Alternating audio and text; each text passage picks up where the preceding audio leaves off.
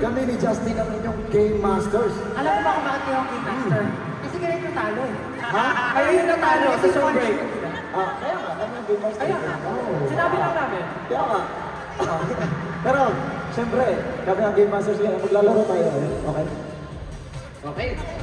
Pero gaya nga ng sinabi ko kanina, yung mga players na nanalo sa minigames, kanina ay makakasama natin on stage. Wow! Sila. Pero gagawin namin kung hindi maglalaro. Ano kami, props? Hindi. Props? Taga-cheer tayo, makikigulo lang. Hindi.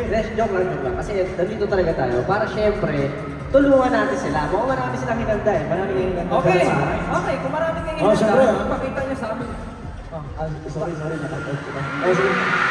Hindi nga sinasabi ko lang, sabi ko, kung ano yung hinanda nyo, pakita mo sa amin.